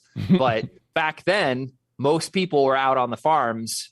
Yeah. Growing the food, and that was just part of it. Because we hear George Washington was a home brewer, Thomas Jefferson was a home brewer. No one ever talks about these people making ciders, and I wonder if hold on. Okay, they 100% do. Okay, all right, tell me. Just Thomas Jefferson drank cider for breakfast. Oh, what a real American hero right there. Secondly, Thomas Jefferson, as you may or may not know from Hamilton, was the ambassador to France. I haven't seen it yet. It's on my list. You haven't seen it? No. You're going to get so many people writing in now. But, bro, I'm I'm behind that cultural curve 100% for no reason at all. Well, also, if you remember from like 7th grade history, Thomas Jefferson was the ambassador to France. Oh, sure. And yeah, everyone knows that. And what he brought the Queen of England as a gift was the Newtown Pippin apple, which was an apple that he grew on his farm that they said had, there was no other apple like it in France.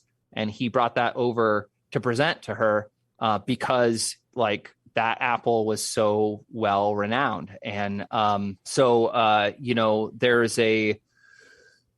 a lot of really interesting articles coming out now about some of the the enslaved people that were on Thomas Jefferson's farm who actually were the cider makers. And it's kind of this cool it's a forgotten history, and it's cool to go look at and explore that there's a lot of people of color who were actually doing the cider making back in those times. And I'm not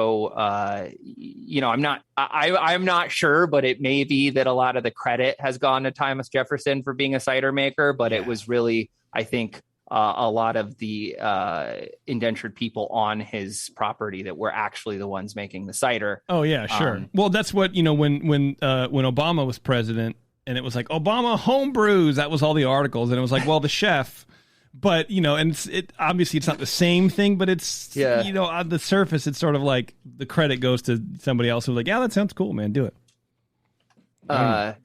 Yeah. And so anyway, but there's definitely like this really cool history of cider making, throughout America. And it's cool that it's coming back. And it's cool that home brewers have kind of picked up that torch and are running with it now. And now we're seeing like all these really cool farmhouse cideries popping up all over the country. And it's really expanding Americans' view of what cider is and like what it can be.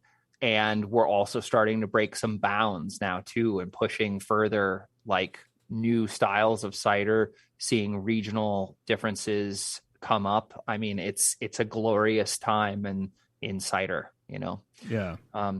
Jupiter Evans, that was the name of the Thomas Jefferson cider maker. Jupiter Evans. Yeah. Oh, yeah. Man. If he doesn't have a cider named after him, I don't know. I don't know what's wrong. No, he does actually. Yeah. I think it's I'm gonna get it. Is it Albemarle in Virginia? They have a cider called Jupiter's Legacy. Oh, nice. And so you should check that one out if you're a history buff for sure. That's cool. Yeah. Our last cider is the Bright Cider. I just cracked this guy, and it lives up to his name. I'll show the glass here in a second, but tell me a little bit about the Bright Cider, please. Okay, well, this is awesome because we were just talking about Thomas Jefferson and his obsession with the Newtown Pippin. Yeah. Newtown Pippin apples are what are used in this cider. So it's a part of the blend, and it gives the cider a little bit of its backbone. I think without the Newtown Pippin, this cider would be a little bit more flabby probably. And so that Newtown Pippin if you've never had a Newtown Pippin before, you can think of it as like an old school Granny Smith. So like less sharp. It's a little less sharp. Okay. But still of the character of Granny Smith. Got it. Okay. Just like, you know how when you bite into a Granny Smith, especially if it's like at a like hotel, like, you know, lunchroom or something, or like those Granny Smiths that you see that are just super green and like perfectly round and room temperature. And you bite into it, and all you get is like this starchiness and like acid. Yeah. And there's like nothing else. And you're like, this is not a pleasant apple. Yes. Like the Newtown Pippin is the opposite. It is what you could hope a Granny Smith would be like. It's like a negative. It's like a negative of that almost. Right. Okay. Yeah. It's got all that acid. It's got that kind of like what might be described as like a green apple character, but it's got a depth of character and like a richness, and the really ripe ones can almost get a little bit piney. And you know, like the Newtown Pippin is like the vintage heirloom Granny Smith, basically. And Newtown Pippin was discovered in the late 1700s, early 1800s, and a Pippin variety. Remember how we talked about finding that seedling that was growing in the fence line, just wild, you found it? Yeah. That's the English name for a variety that you find growing from seed, is called a Pippin. And so Newtown Pippin was found in like Newtown Creek, I think. And back then it was farmland in New York. I think now it's like the middle of Queens, but back then it was farmland. Sure. And they found this apple just growing by chance, and they called it the Newtown Pippin. You know, there's a more nuanced history for sure, but it was, you know, that's what it is, scaled up, and then we're drinking it now. Some people, there's the Albemarle Pippin, which may or may not be the same variety or whatever, but like Newtown Pippin was iconically became like the apple of kind of the Eastern Seaboard. Okay. They grew it in Virginia, and that's where Thomas Jefferson fell in love with it. And it was like this held in high regard as this wonderful apple. And he brought it to, you know, Europe when he was an ambassador over there. And you can see how that apple has traveled from the late 1700s on the East Coast across America with westward expansion and like the pioneers and everything. And it ended up, of all places, in Hood River, Oregon. And we actually were able to source one, like it was a number of years back, but we got a bunch of bins, like a couple tons of Newtown Pippin from trees that were 113 years old. I didn't even think apple trees could live that long.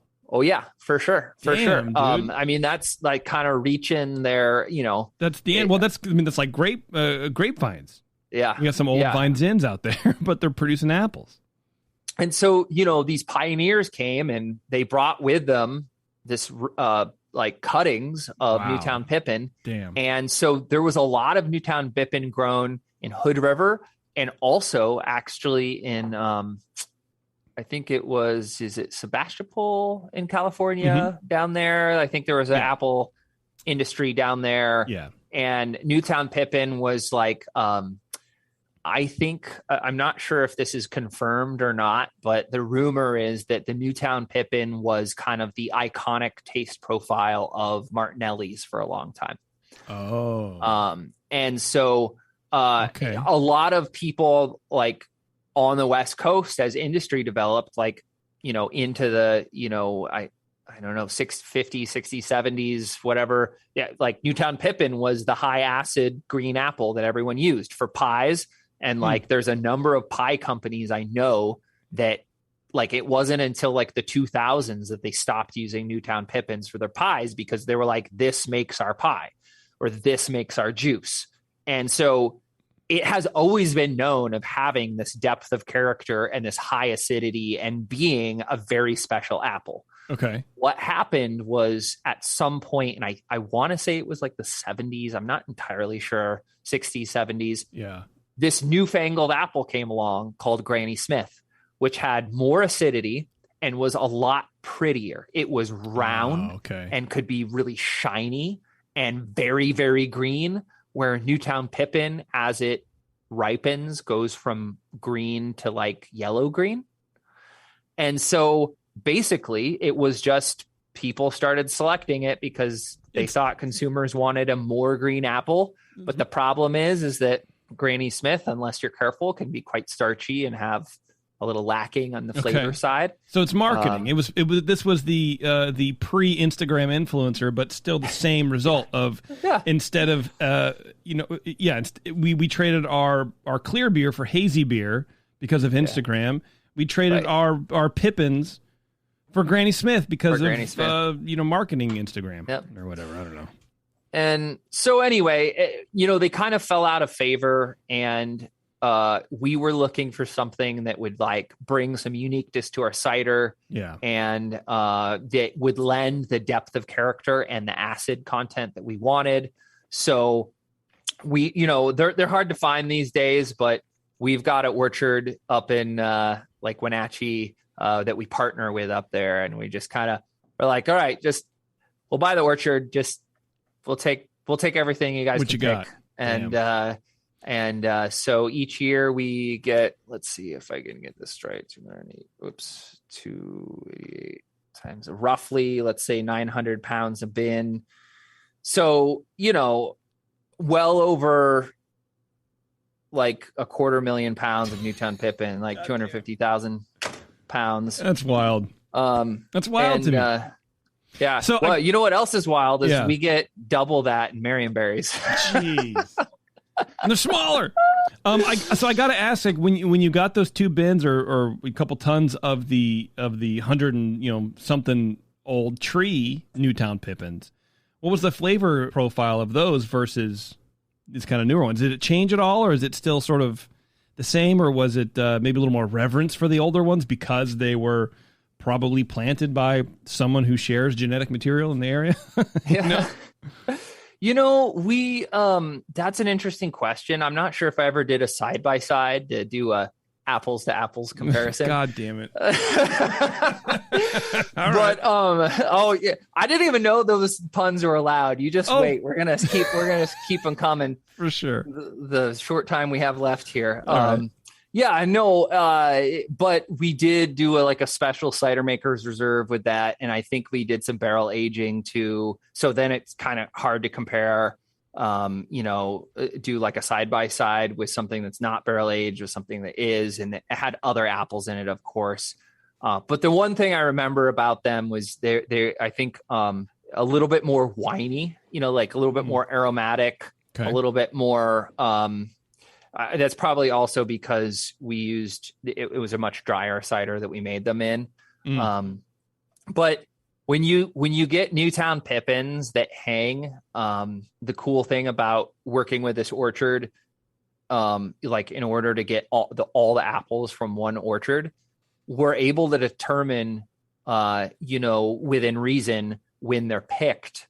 And so instead of being picked maybe a little early, for being like stored through the winter, we let them hang as long as we can to get that flavor development.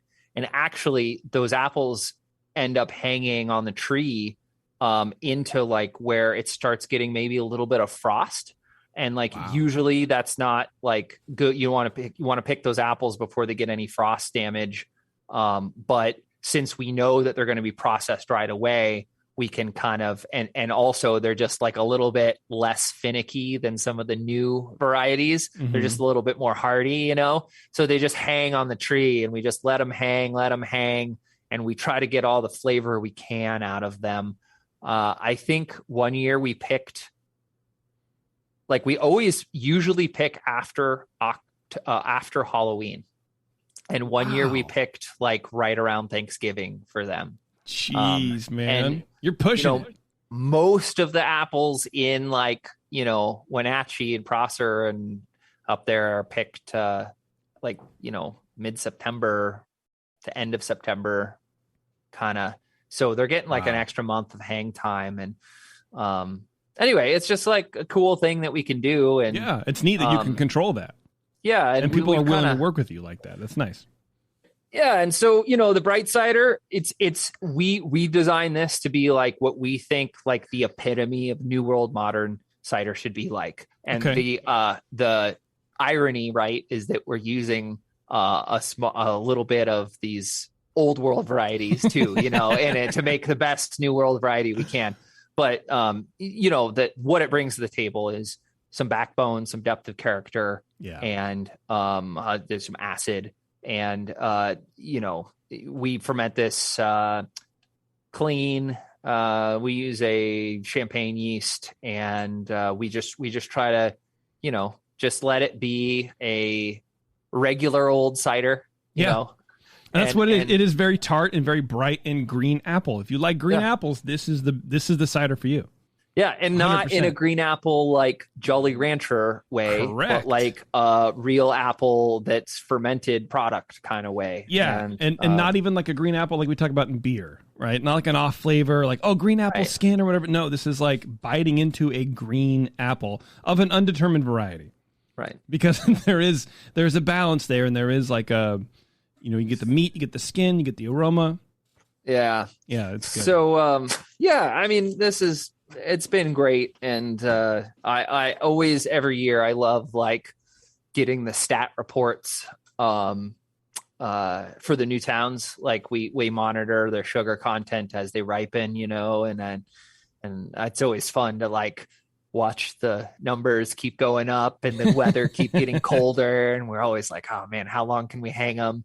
The danger, right, is like if there's a really cold snap coming, because it can get in October, boy, you just within a couple days you can go to like, well below freezing. And you want to make sure you give yourself enough time to get the apples off the tree.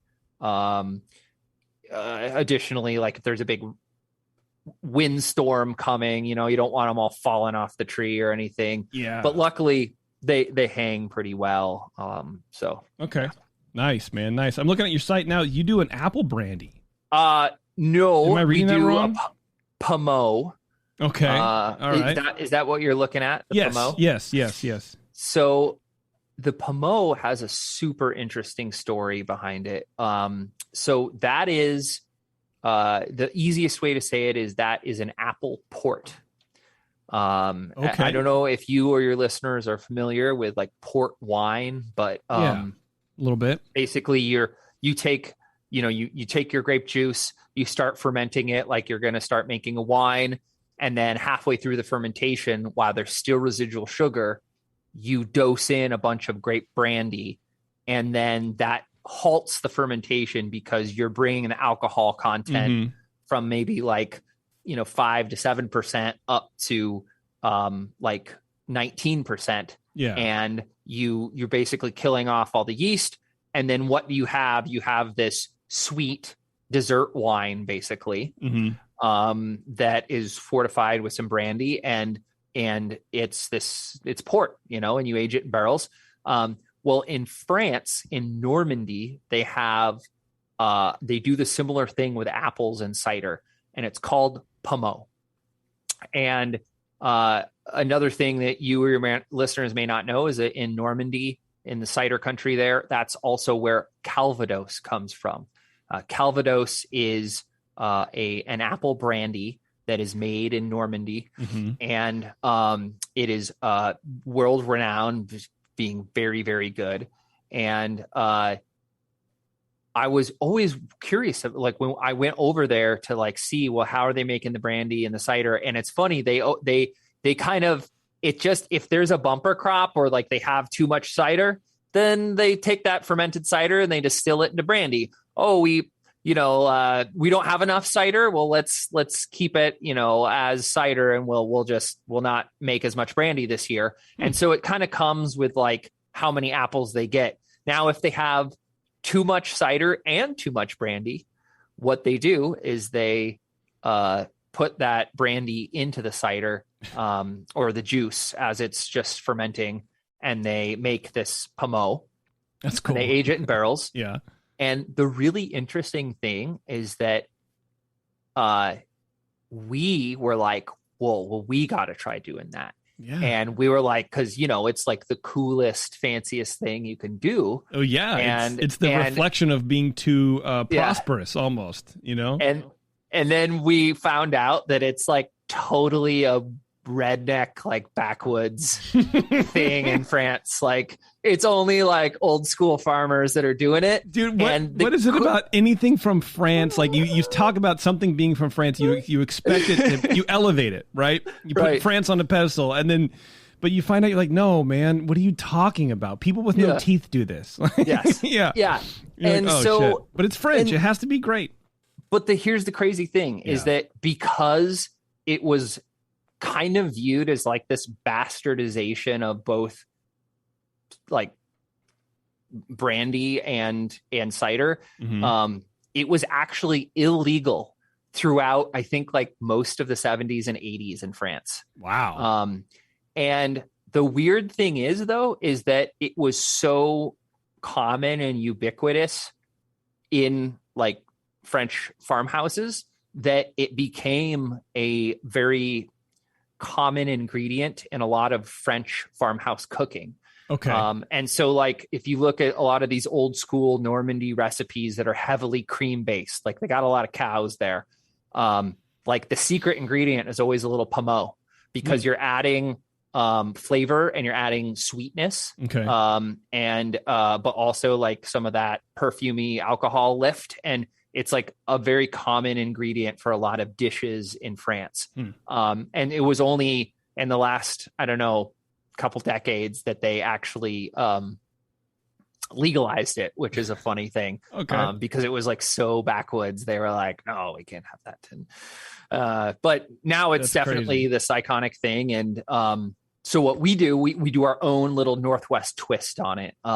We use, of course, instead of French apple varieties, we use New World apple varieties. There's a lot of, in the pommeau, a lot of Jonagold.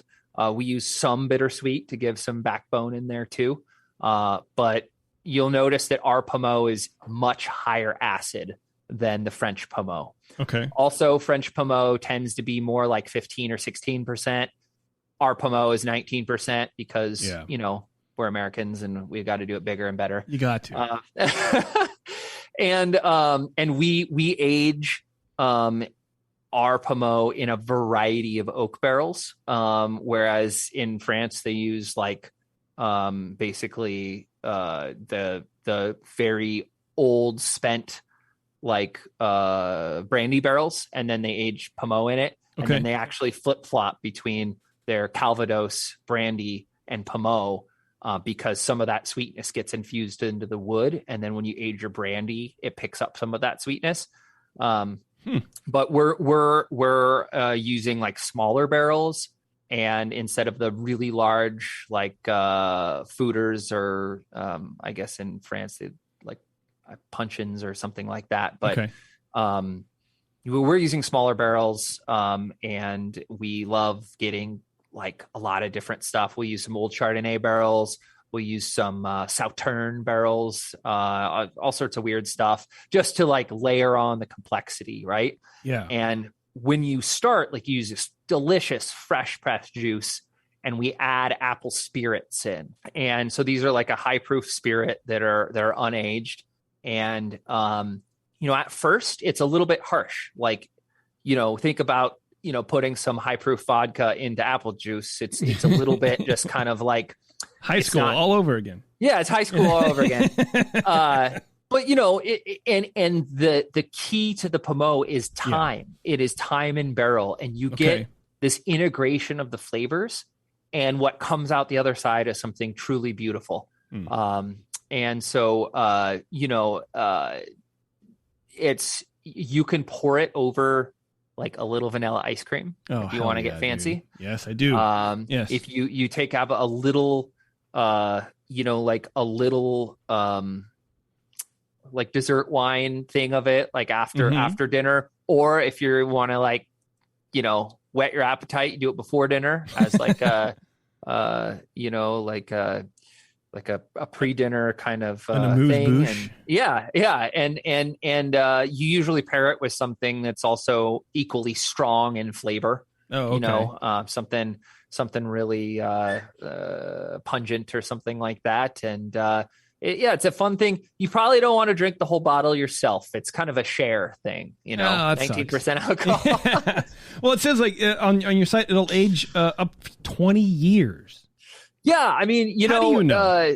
First of all, it's just, you know, honestly, it hasn't been around that long. Yeah. So we don't technically know that, but in France, you know, there's stuff they're aging that's, you know, so old over there. And so we kind of looked at that and said, well, if you wanted to, you could age these, and they just, you know, they're going to change very slowly since they're not in the barrel anymore. Mm-hmm. But because they're such high alcohol content, like that's the deal with port, right? And things like that. They can take a long time in bottle. And so they're definitely good to drink now. Yeah, for sure. You know, there's enough sugar in there because you're arresting the fermentation. But over time, what you'll get is a lot of the more fresh apple character will start turning the corner towards more like baked apple, and eventually you get like gingerbread characters and this kind of like baking spice kind of like older fruit leather kind of things coming out, you know, as it ages. Yeah, I could see that. Yeah. That sounds good, man. Yeah. That sounds delicious. Well, so that's the story of Pommeau. I like it, man. You do a lot of cool stuff over there. You guys check out townsciderhouse.com. And it's a great website. I mean, your website is very, very easy to use, and it's very informative. You get a lot of shots of what's going on at the location there, and a lot of people in front of tanks, which is always good to see. But also, there's a cider locator, so you can figure out exactly where to find all of the Two Towns ciders in your area. Dave, thank you very much, man. I really appreciate the time and the chat and the hang. It was a good time. I appreciate it. It was a good time. Yeah. I really appreciate you having us on, you know, and stepping out of the beer world to something a little bit different, you know. That's us, man. Yeah. Hey, next time you're up here, you know, visiting Mr. Marliov, come knock on our door. We'll see if we can fit you in. You know, there's not too much space these days, but no, it's a one in, one out policy. Well, we'll see if Dave's still alive by the time I get back up there. You never know with him. He's always on the edge. Know. He's always on the edge. Yeah. I mean, geez, with that motorcycle too, I can't believe somebody actually sold him, you know, a motorcycle with that much horsepower. Yeah, you know? He has definitely a devil on one side and a devil on the other side of his shoulder talking to him. Like, you know what you should do? Be less risk adverse. Anyway, Dave, Two Towns Cider, thanks very much, man. I really appreciate it. Thank you guys for listening.